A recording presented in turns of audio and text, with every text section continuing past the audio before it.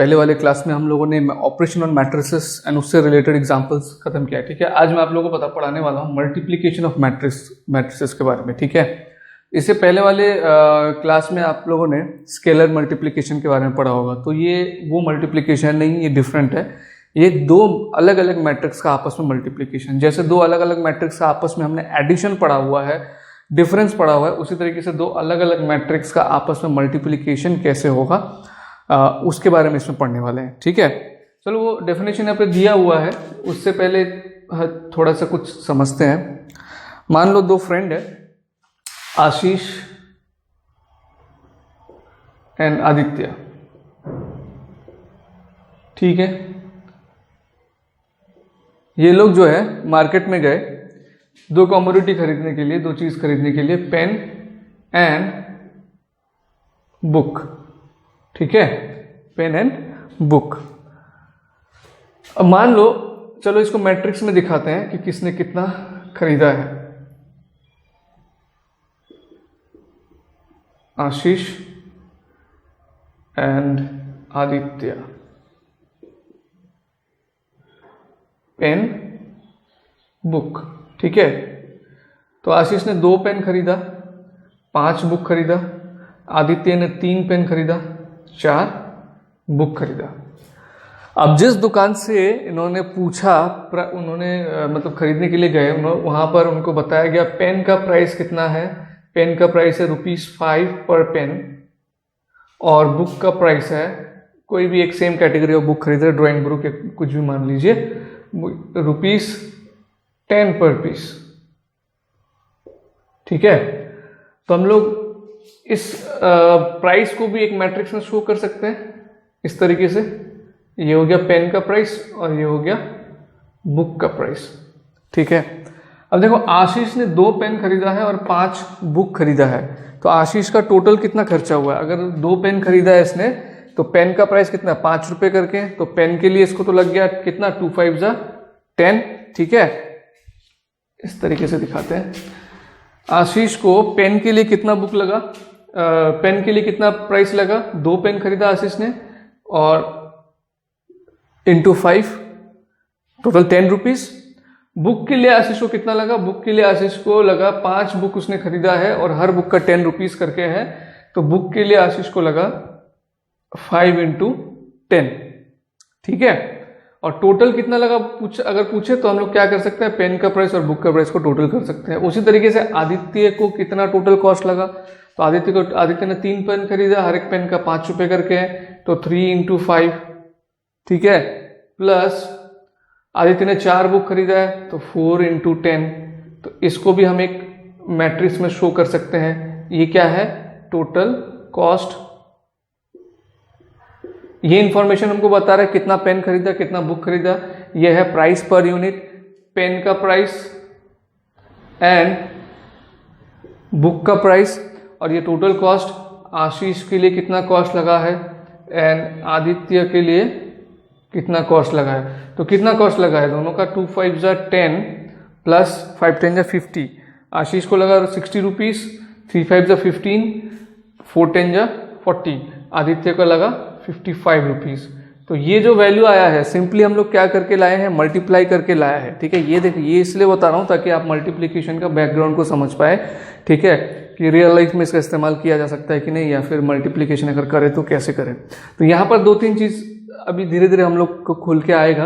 यहाँ पर अभी सिंपल मल्टीप्लिकेशन आपको दिखाया मैंने कि पेन और बुक कितना किसने खरीदा, वो इन्फॉर्मेशन को एक मैट्रिक्स में डाला हुआ है, प्राइस पर यूनिट को एक मैट्रिक्स में डाला हुआ है, और टोटल कॉस्ट हमने इस तरीके से निकाला हुआ है ना। एक और सिचुएशन मान लीजिए कि यहाँ पर छोटा करके दिखाता हूँ नीचे, कि इन्होंने ये जो प्राइस है एक दुकान से लिया है। ठीक है, दूसरा एक और दुकान वो लोग गए जहां पर उनको प्राइस बताया गया, ये पहले दुकान का प्राइस है बुक का एंड पेन का, पेन का एंड बुक का, पेन का प्राइस बुक का प्राइस। ठीक है, पहले वाले दुकान से। दूसरे वाले एक और दुकान में गए जहां पर उनको पेन मिल रहा था 10 रुपीज करके, बुक मिल रहा था 20 रुपीज करके। तो ये शॉप 1 एंड ये शॉप 2। तो अगर हम लोग कंपेयर करना चाहे कि किस वाले दुकान से खरीदने से कम खर्च आएगा, तो वो भी हम लोग मैट्रिक्स का मल्टीप्लिकेशन से कर सकते हैं। जैसे कि अब यहाँ पर ये मैट्रिक्स को ध्यान देना है। देखो पेन एंड बुक उनको इतना ही खरीदना है, आशीष को 2 पेन खरीदना है, बुक खरीदना है 5, आदित्य को 3 पेन खरीदना है और बुक खरीदना है 4। एक दुकान में गए थे जहाँ से प्राइस पता किया, तो यहाँ पे अगर वो खरीदते हैं तो इनका ये टोटल कॉस्ट लगता है। तो उन्होंने एक और दुकान से पूछा प्राइस, तो दूसरे वाले दुकान से ये पता लगा कि 10 रुपीज़ है पेन का और बुक का है 20 रुपीज़। अगर आपको ये पूछा जाए कि दोनों शॉप में से कौन से शॉप में से खरीदारी करना चाहिए या कौन से शॉप में खर्च कम लगेगा, तो आप यहाँ पर भी मल्टीप्लिकेशन लगा के पता कर, क्योंकि आपको क्या करना है, दोनों का टोटल कॉस्ट पता करना है। तो यहाँ पर भी आप इसके साथ इसका मल्टीप्लिकेशन करके एक टोटल कॉस्ट निकाल सकते हैं। देखो कैसे, शॉप 1 से अगर खरीदा जाए तो कितना दोनों का खर्च आएगा वो निकालते हैं। शॉप 1 से खरीदने में टोटल कितना खर्च आएगा आशीष का, आशीष 2 पेन खरीद रहा है और 5 बुक खरीद रहा है, तो इसका खर्च आएगा 2 × 5 प्लस 5 × 10। और आदित्य कितना खर्च आएगा, 3 पेन खरीद रहा है, हर एक पेन का 5 रुपये करके लग रहा है शॉप 1 से, और आदित्य 4 बुक खरीद रहा है और शॉप 1 से उसका कॉस्ट है 10। शॉप 2 का भी लिख ले, 2 पेन 10 रुपये करके हर एक पेन, तो 2 × 10 प्लस 5 बुक और हर एक बुक का 20 रुपये करके 5 × 20। फिर आदित्य का भी 3 पेन खरीदा उसने या खरीदना है, तो 3 पेन का 3 × 10, 4 बुक खरीदना है तो 4 × 20। ध्यान से सुनना क्या बताना चाह रहे हैं इसमें। तो यहाँ पर एक कंपैरिजन आपको मिल जाएगा, इसका कितना हो रहा है 60, 55 और यहाँ पे हो रहा है 2 10 20 प्लस ये हो रहा है 120, यहाँ पे 3 10 30, 110। तो यहाँ पे हम देख सकते हैं कि शॉप 1 से अगर परचेज करें तो कम खर्च आएगा, है ना, एंड शॉप 2 से अगर परचेज करें तो ज़्यादा खर्च आएगा। तो ये जो भी हमने चीज़ यहाँ पर किया, यहाँ पे हमने बेसिकली क्या किया, मल्टीप्लिकेशन किया। तो यहाँ पर मैंने आपको एक मल्टीप्लिकेशन का एग्जाम्पल दिखाया। अब चलो डेफिनेशन को पढ़ते हैं और स्टेप बाय स्टेप इस चीज़ को क्लियरली समझते हैं, ठीक है। वैसे आप लोगों कुछ लोगों को समझ में आ गया हो कि मल्टीप्लिकेशन यहाँ पर क्या हो रहा है।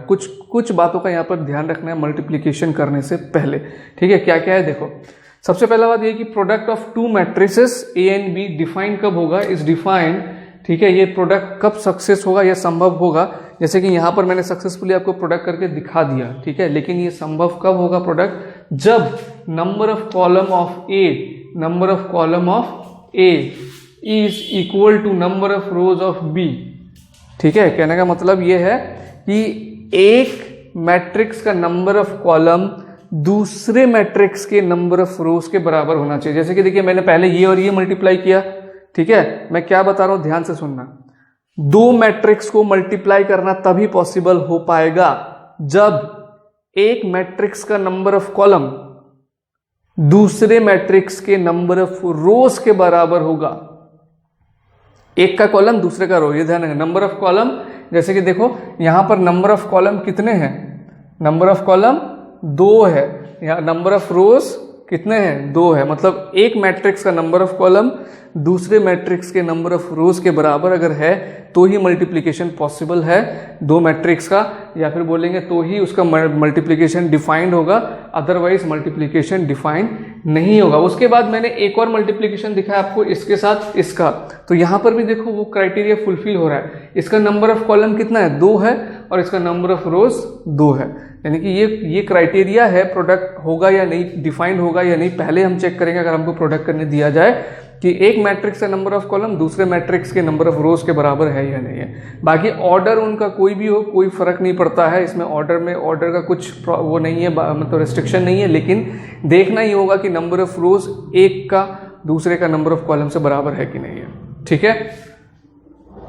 Now let A matrix A जिसका एलिमेंट है AIG, ठीक है, AIJ, एंड ये किस ऑर्डर का है, M × N ऑर्डर का है। और दूसरा एक और मैट्रिक्स है B जिसका एलिमेंट है BIJ, और ये किस ऑर्डर का है, ये है N × P, ठीक है। ध्यान देना, देखो यहाँ पे जो नंबर ऑफ रोज है N है, सॉरी यहाँ पे जो नंबर ऑफ कॉलम है ये क्या है, N है, और यहाँ पे जो नंबर ऑफ रोज है वो है N, क्योंकि ये इसको क्या फुलफिल होना चाहिए ये क्राइटेरिया कि नंबर ऑफ रोज एक का नंबर ऑफ कॉलम और एक का नंबर ऑफ रोज सेम होना चाहिए, तभी ये डिफाइन होगा। इसलिए डेफिनेशन में भी ऐसे ही दिखाया हुआ है, m into n of one matrix and दूसरे का n इंटू पी। ठीक है, ये मल्टीप्लाई करने के बाद जो मैट्रिक्स आएगा वो किस ऑर्डर का है, मालूम किस ऑर्डर का आएगा? वो आएगा is of order m into P. Multiply करने के बाद जो एक नया मैट्रिक्स आएगा, मैट्रिक्स सी, वो किसका आएगा? m इंटू पी, मतलब पहले वाले का वो नंबर ऑफ रोज ले लेगा और दूसरे वाले का नंबर ऑफ कॉलम ले लेगा। इस चीज को ध्यान रखो। क्या बताया मैंने, फिर से मैं दोहरा रहा हूं, प्रोडक्ट करने से पहले ये चेक करना होगा कि एक का नंबर ऑफ कॉलम दूसरे के नंबर ऑफ रोज के बराबर है या नहीं है। अगर नहीं है तो वो नॉट डिफाइंड होगा प्रोडक्ट, और अगर है तभी प्रोडक्ट डिफाइंड होगा। और प्रोडक्ट कर लेने के बाद जो आपको एक मैट्रिक्स मिलेगा उसमें क्या होगा कि पहले वाले मैट्रिक्स में जितना सारा रोज है उतना है रोज बनेंगे उसमें, और दूसरे वाले मैट्रिक्स में जितना सारा कॉलम है उतना कॉलम बनेंगे उसमें। ये चीज़ को इसमें वेरीफाई करते। देखो पहले इसका हमने मल्टीप्लाई किया था, इसमें ये किस ऑर्डर का है, इसको अगर हम लोग लिखें, देखो नंबर ऑफ रोज इसमें 2 है एंड नंबर ऑफ कॉलम भी इसमें 2 है, तो ये 2 इंटू 2 ऑर्डर का है। ये किस ऑर्डर का है? नंबर ऑफ रोज इसमें 2 है और नंबर ऑफ कॉलम क्या है इसमें? 1 है। तो पहला जो कंडीशन है क्या कि नंबर ऑफ कॉलम एक का दूसरे का नंबर ऑफ रोज के बराबर होना चाहिए। तो यहाँ पर देखो इसमें नंबर ऑफ कॉलम 2 है, इसमें नंबर ऑफ रोज 2 है, तो हमारा प्रोडक्ट पॉसिबल हुआ। उसके बाद में जो बात अंत में बताया मैंने, ये बताया कि प्रोडक्ट करने के बाद जो आएगा, जैसे कि ये आया है, वो किस ऑर्डर का होगा? वो इस ऑर्डर का होगा कि पहले वाले का जितना नंबर ऑफ रोज है वो आ जाएगा इसमें। देखो पहले वाले का नंबर ऑफ रोज कितना है? 2 है, तो देखो 2 रो आ गया, और दूसरे वाले का जो नंबर ऑफ कॉलम है वो इसमें आ जाएगा। देखो तो ये किस ऑर्डर का है? 2 इंटू 1। समझ में आया? मल्टीप्लीकेशन ऑफ मैट्रिक्स बहुत ईजी है। पहले चेक करेंगे एक का नंबर ऑफ कॉलम दूसरे के नंबर ऑफ रोज के बराबर है या नहीं है। अगर है तो मल्टीप्लीकेशन होगा। मल्टीप्लीकेशन होने के बाद जो मैट्रिक्स आएगा उसका ऑर्डर क्या होगा? पहले वाले का रो ले लेगा और दूसरे वाले का कॉलम ले लेगा। ना इसका और इसका मल्टीप्लीकेशन भी देखते हैं। देखो ये 2/2 का था, ये भी 2/2 का है, राइट? तो number of rose and number of column, number of column and number of रोज दोनों सेम है, मल्टीप्लीकेशन पॉसिबल हुआ। मल्टीप्लाई होने के बाद जो मैट्रिक्स बन के आया है वो किस ऑर्डर का होगा? यहीं से पता लग जाएगा, 2/2। तो देखो हमारा ये 2/2 का ही है। समझ में आ रहा है ना? तो बहुत ही सिंपल है। यहाँ पर 2 एग्जाम्पल भी मैंने ले रखा है, ये 2 और एग्जाम्पल को कराऊंगा तो मल्टीप्लीकेशन जो है पानी की तरफ बिल्कुल साफ हो जाएगा, क्लियर हो जाएगा। तो ये तो आपका बुक का ही एग्जाम्पल है, एग्जाम्पल नंबर 12 है आपके बुक का, ये वाला लिया हुआ है। ठीक है, चलो इसको सॉल्व करके दिखाता हूँ मैं, एंड चाहो तो खुद भी एक बार सॉल्व करके उसके बाद देख सकते हो कि मैंने क्या किया। ठीक है,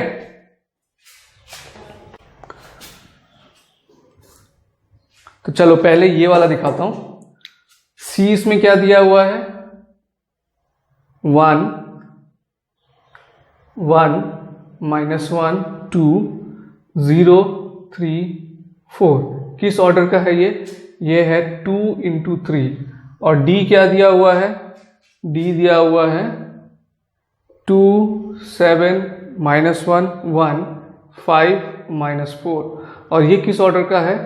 3 इंटू 2। देखो number of column in C, number of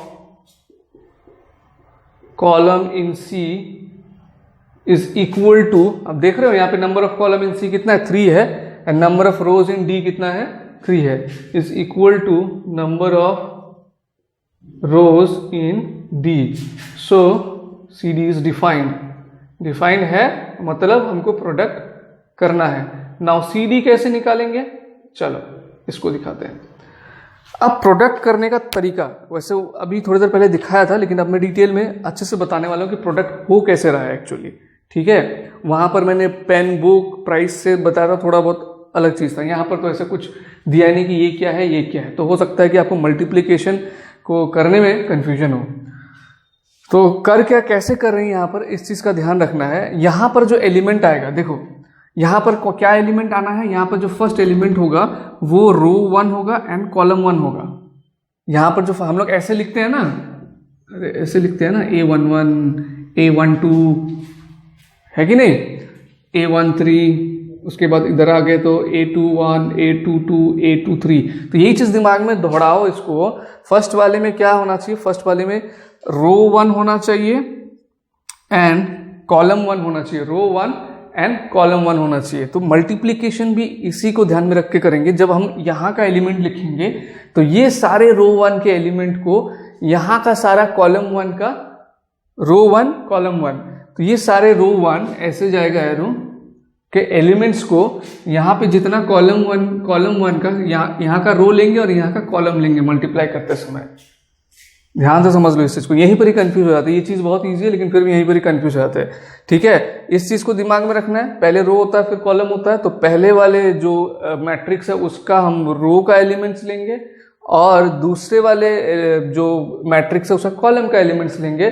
दोनों को एलिमेंट वाइज मल्टीप्लाई करके सम करेंगे। एलिमेंट वाइज मल्टीप्लाई करके सम करने का क्या मतलब है, तो देखो यहां से उठा रहा हूं मैं 1 इंटू 2, इसका ये 1 इंटू 2 प्लस एलिमेंट वाइज बताया ना मैंने, तब ये फर्स्ट वाले को हटा दो, यहां से भी फर्स्ट वाला हटा दो, -1 इंटू -1, ऐसे एलिमेंट वाइज मल्टीप्लाई करते जा रहे हैं और प्लस साइन से जोड़ते जा रहे हैं। तो -1 इंटू -1 +1 हो जाएगा, इसको डायरेक्टली 1 लिख देता हूं। फिर ये 2 का हो गया प्लस 2 इंटू 5 10।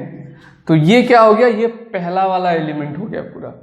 अभी दूसरा वाला एलिमेंट करना है। दूसरा वाला एलिमेंट क्या है, दूसरा वाला जो एलिमेंट आता है वो A12 है। A12 मतलब रो 1 कॉलम 2, यानी कि यहां पर जो एलिमेंट आएगा वो रो 1 के साथ कॉलम 2 का मल्टीप्लाई एंड सम। ठीक है, element wise multiply and sum, समझ में आ रहा है। यही आपको बता देगा कि कौन सा रो के साथ कौन से कॉलम को मल्टीप्लाई करो, किस प्लेस का आप एलिमेंट ढूंढ रहे हैं, वो प्लेस ही आपको बता देगा कि कौन से रो के साथ कौन से कॉलम का मल्टीप्लाई करूं। तो मुझे अभी सेकंड वाला एलिमेंट चाहिए ना, तो मैं रो 1 के साथ कॉलम 2, सेकंड वाला मतलब क्या, रो 1 कॉलम 2 होता है, तो रो 1 के साथ कॉलम 2 का मल्टीप्लाई करूंगा। आ जाएगा, देखो 1 इंटू 7 7 प्लस -1 इंटू 1 -1, फिर प्लस 2 इंटू -4 -8। तो कॉलम खत्म हो गया, इसका मतलब और आगे एलिमेंट नहीं आएगा। अब हम लोग का दूसरा, ठीक है, तो यहां पर जो एलिमेंट रहेगा ये हो गया A11 A12, यहां पर रहेगा A21 मतलब यहां पर अभी रो 2 होगा एंड कॉलम 1, तो रो 2 के साथ कॉलम 1 का मल्टीप्लाई। हमेशा रो के साथ कॉलम, लेकिन कौन से रो के साथ कौन सा कॉलम, ये हमको दिमाग में रखेगा अगर हमको ये पता है ठीक से। तो यहां पर जो एलिमेंट आएगा वो क्या होगा, रो 2 कॉलम 1 है ना, तो 0 इंटू 2 प्लस 3 इंटू -1 -3 4 इंटू 5 20। ठीक है, मुझे पता नहीं कितना ले पा रहे हो आप लोग, लेकिन बहुत इजी है ये। उसके बाद ये हमारा A11 हो गया, A12 हो गया, A21 हो गया, A22 मतलब रो 2 कॉलम 2, यानी कि रो 2 के साथ कॉलम 2 का मल्टीप्लाई करेंगे अभी हम लोग। ठीक है, एंड ध्यान रखना एलिमेंट वाइज, ऐसा ना कर दो कि 0 के साथ ये कर दो फिर 3 के साथ ये कर दो, तो गलत हो जाएगा। इसका भी स्टार्टिंग से लेंगे तो इसका भी स्टार्टिंग से ही लेंगे, स्टार्टिंग से ही लेना होता है एक्चुअली। तो 0 इंटू 7 0 प्लस 3 इंटू 1 3 4 इंटू -4 -16, ये हमारा बन गया। ठीक है, अब इसका जो ऑर्डर आ रहा है उसमें भी थोड़ा ध्यान देना, पहले लिख लेते हैं। 2 इंटू 1 2 प्लस 1 3 प्लस 10 13 7 -1 6 6 -8 -2 0 इंटू 2 तो 0 हो जाएगा, -3 प्लस 20 17 0 प्लस 3 3 3 -16 -13। ये किस ऑर्डर का आया है, 2 इंटू 2। तो लास्ट में हम ये देख लेंगे 2 इंटू 2 का आ सकता है, देखो हाँ 2 इंटू 2 सही है, क्योंकि यहाँ से ये रो लेगा और यहाँ से ये कॉलम लेगा, तो 2 इंटू 2 इसका मतलब प्रोडक्ट सही है। बहुत इंपॉर्टेंट है इस चीज़ को समझना। हम क्या करते हैं, दो मैट्रिक्स का मल्टीप्लिकेशन कर रहे हैं, अगर वो डिफाइंड है तो हम रो के साथ कॉलम का मल्टीप्लाई करते हैं एलिमेंट वाइज एंड जोड़ते जाते हैं, और कब कौन सा रो के साथ कौन सा एलिमेंट का मल्टीप्लाई करेंगे वो हमको ये बता देगा। अगर ये दिमाग में है कि एलिमेंट्स कौन सा एलिमेंट का प्लेस कौन सा है, उस प्लेस के हिसाब से हम रो का कॉलम के साथ मल्टीप्लाई करते हैं। चलो एक और क्वेश्चन, ये जो एग्जांपल है ये भी ले लेते हैं, अब क्लियर हो जाएगा। यहाँ पर थोड़ा सा क्लियर हुआ तो ये वाला एग्जांपल करते हैं, अब क्लियर हो जाएगा। उसके बाद और क्वेश्चंस करेंगे तो मल्टीप्लिकेशन अच्छा लगेगा करने में। ओके, यहाँ पर ए क्या दिया हुआ है,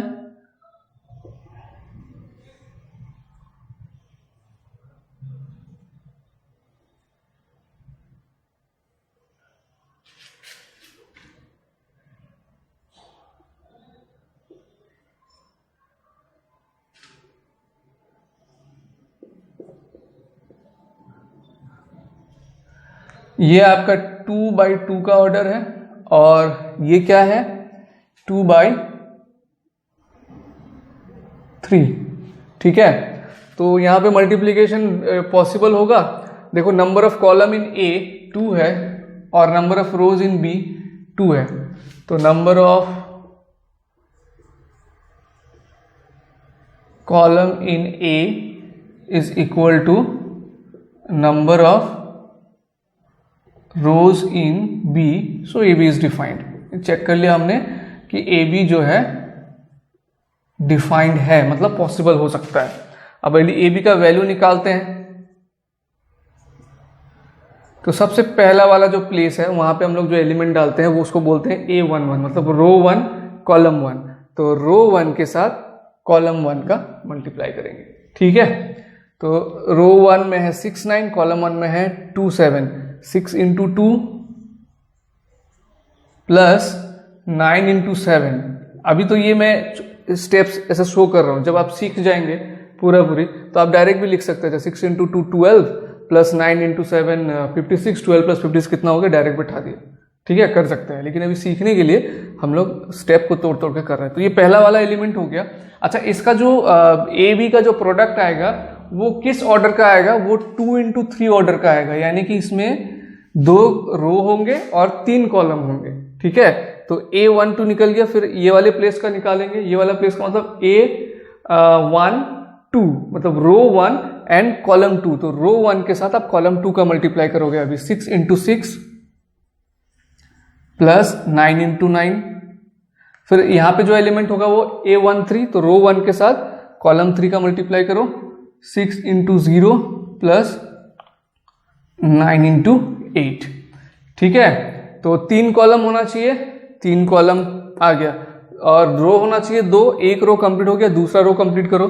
तो यहां पर जो एलिमेंट होगा वो A21 मतलब रो 2 कॉलम 1। तो रो 2 के साथ कॉलम 1 का मल्टीप्लाई करो। 2 2 4 plus 3 into 7।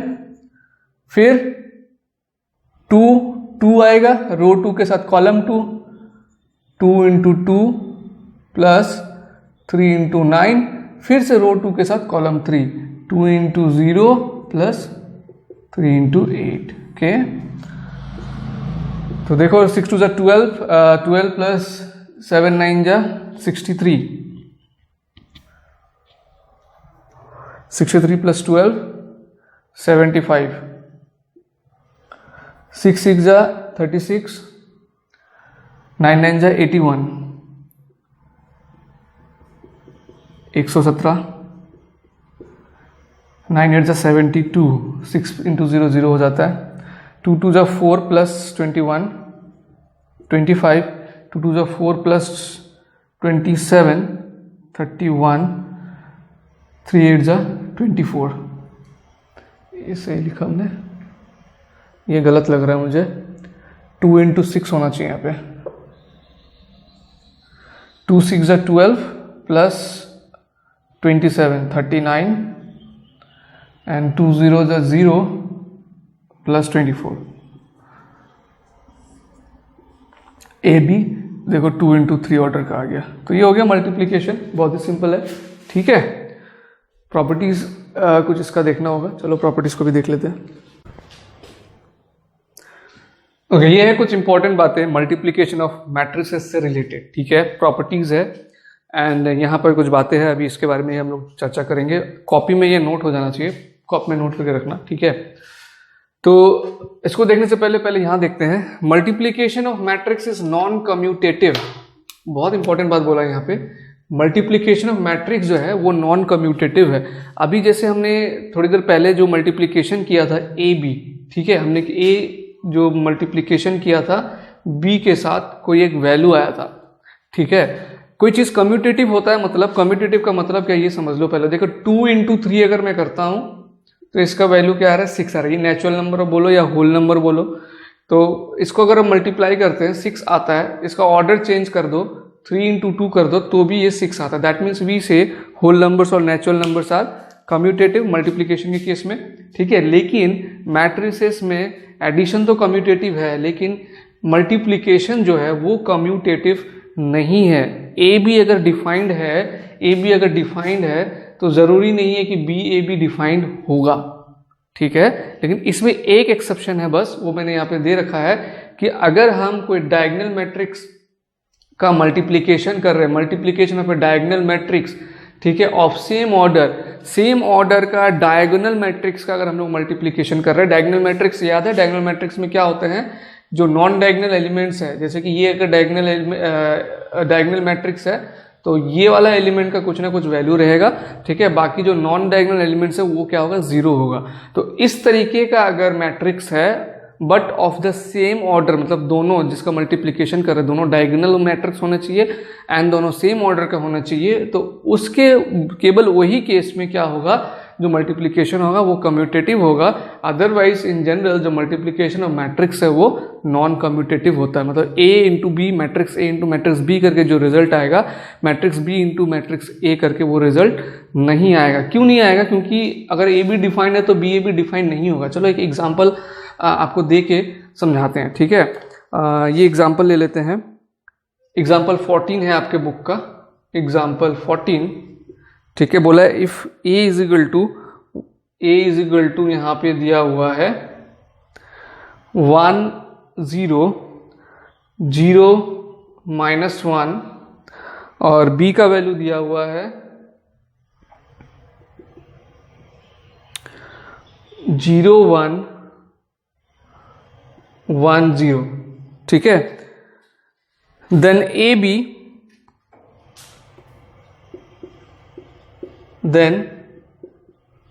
B is equal to A B का वैल्यू यहां पर ऑलरेडी दिया हुआ है 0 1 -1 0।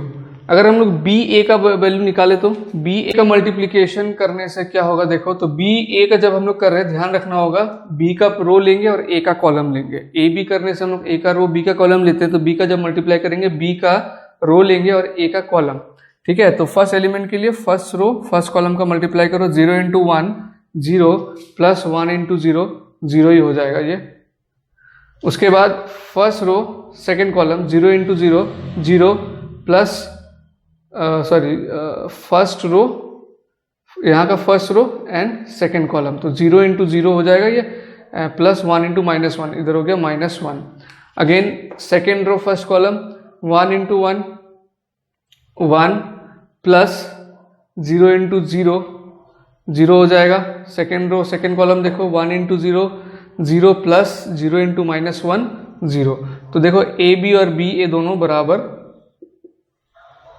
नहीं है, ए बी का वैल्यू अलग है, बी ए का वैल्यू अलग है। प्लस एक और चीज इसमें ध्यान रखना, मान लो ए और बी का अगर अलग अलग ऑर्डर रहता, जैसे ए अगर A11 A12 A21 A22, ए जो है किस ऑर्डर का है, ए जो है 2/2 ऑर्डर का है, और बी अगर हम लोग ले लेते हैं B11 एंड B21, बी किस ऑर्डर का हो गया, 2 इंटू 1 ऑर्डर का हो गया। तो इस केस में ए बी तो पॉसिबल होगा, ए बी डिफाइन हो जाएगा, मल्टीप्लाई कर सकते हैं। क्यों मल्टीप्लाई कर सकते हैं, क्योंकि इसका नंबर ऑफ रो इसका नंबर ऑफ कॉलम सेम है। लेकिन जब आप बी ए करने जाओगे बी ए, तो बी का नंबर ऑफ कॉलम और ए का नंबर ऑफ रो ये पॉसिबल नहीं होगा, ए बी इसमें डिफाइन होगा, because number of column is equal to number of row है ए बी में। लेकिन जब बी ए करने जाएंगे हम लोग, बी ए करने जाओगे तो देखो इसका नंबर ऑफ कॉलम इसका नंबर ऑफ रो सेम नहीं है, number of column of number of same नहीं होने की वजह से बी ए निकाल ही नहीं सकते हैं। तो इसका मतलब क्या होगा, multiplication of matrix is non commutative, ठीक है। सिर्फ और सिर्फ तब कम्यूटेटिव होगा जब दो डायगोनल मैट्रिक्स को हम मल्टीप्लाई करेंगे, that two of same order. अगर सेम ऑर्डर का दो डायगोनल मैट्रिक्स को मल्टीप्लाई करते हैं तो वो कम्यूटेटिव होगा, अदरवाइज नहीं होगा। उसके बाद दूसरा जो पॉइंट बोला है, multiplication of two non zero matrix can be zero. अच्छा, इसको भी समझ लो।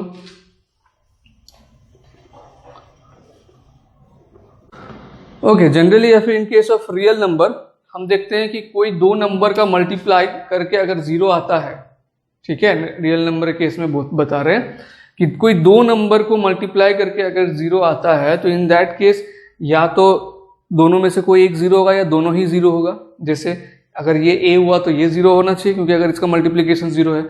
अगर यहाँ पे b हुआ तो ये 0 होना चाहिए, या फिर दोनों 0 होना चाहिए। तो ये रियल नंबर के केस में होता है कि हमको पता है अगर कोई दो नंबर का मल्टीप्लिकेशन 0 है तो इसका मतलब उनमें से कोई तो है जो नॉन जीरो है। दोनों भी हो सकते हैं लेकिन कोई एक भी हो सकता है, अगर कोई ना कोई तो नॉन जीरो, कोई ना कोई तो जीरो होगा ही होगा। ठीक है, दोनों अगर नॉन जीरो है, रियल नंबर के केस में दोनों अगर नॉन जीरो है तो मल्टीप्लीकेशन 0 नहीं होगा।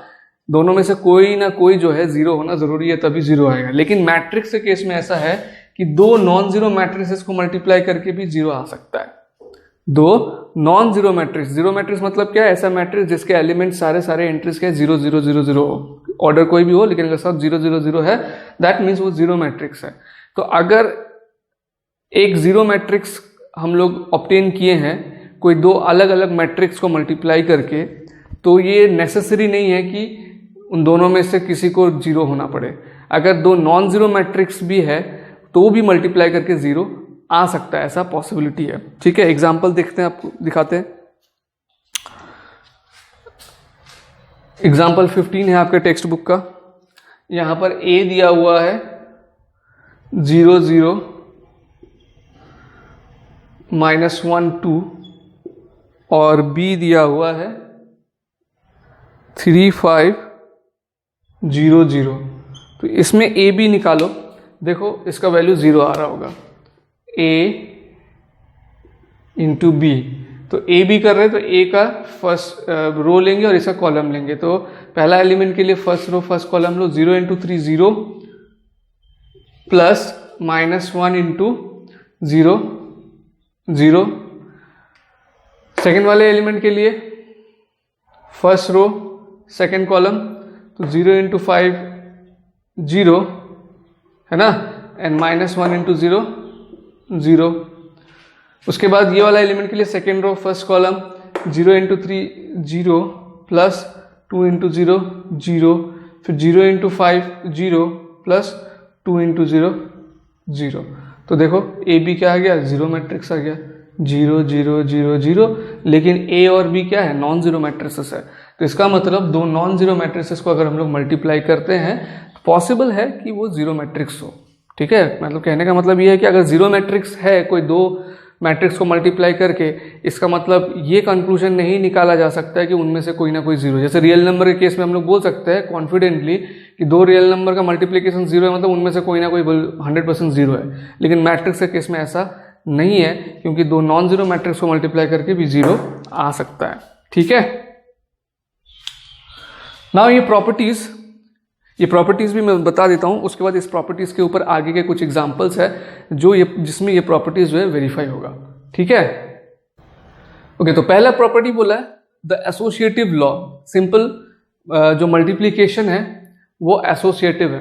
अगर तीन अलग अलग मैट्रिक्स है ए बी सी, अगर हम लोग पहले ए बी का मल्टीप्लाई कर ले रहे हैं, उसके बाद ए बी का जो वैल्यू आ रहा है उसको सी से मल्टीप्लाई कर रहे हैं, या फिर पहले बी सी को मल्टीप्लाई कर ले रहे हैं उसके बाद ए के साथ बी सी का मल्टीप्लाई कर रहे हैं, ऑर्डर हमको यही रखना होगा, ध्यान रखना। ठीक है, ए बी सी, इधर भी देखो A B C, order change कर देने से हो सकता है वो नॉट डिफाइंड वाला केस आ जाए।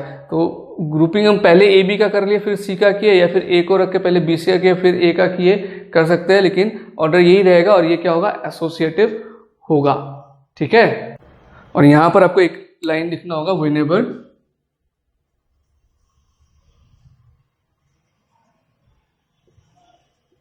बोथ साइड इक्वलिटी, अगर ये दोनों साइड का जो इक्वालिटी है वो डिफाइंड होगा, जब भी डिफाइंड होगा ये एसोसिएटिव होगा। अगर इक्वल नहीं होगा तो एसोसिएटिव नहीं होगा, ये ध्यान रखना है। Distributive law for three matrices A B and C, ये दो डिस्ट्रीब्यूटिव लॉ है। अगर A multiplied by B plus C है तो ये किसके बराबर होगा? ए बी प्लस ए सी के बराबर होगा। या फिर a plus B multiplied by C अगर है तो ये ए सी प्लस बी सी होगा। हम एग्जाम्पल्स करेंगे इसके ऊपर तो चीज़ें क्लियर हो जाएंगी। और ये लाइन यहाँ पर भी एप्लीकेबल है कि दोनों साइड का इक्वलिटी जो है डिफाइंड होना चाहिए, इक्वल होना चाहिए दोनों side. The existence of multiplicative identity exist करता है मैट्रिसेस में।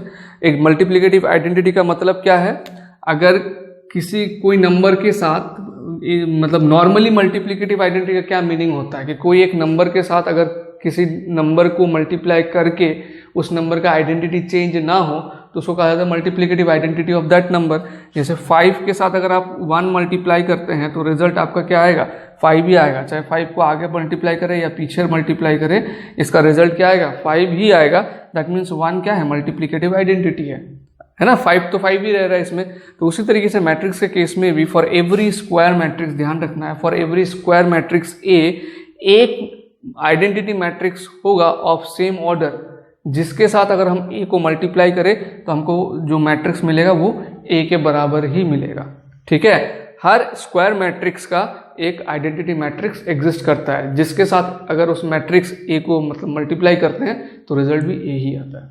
ठीक है, तो ये मल्टीप्लिकेशन के ऊपर मतलब मल्टीप्लिकेशन ऑफ मैट्रिसेस के ऊपर जितना बातें था मैंने इस क्लास में बता दिया है। अब ये जो प्रॉपर्टीज हमने किया, इसके बाद इसी से रिलेटेड कुछ एग्जांपल्स है जो हम लोग करेंगे, और इसका एग्जांपल्स का जो वीडियो है ये है, इसको देख लीजिए। ठीक है।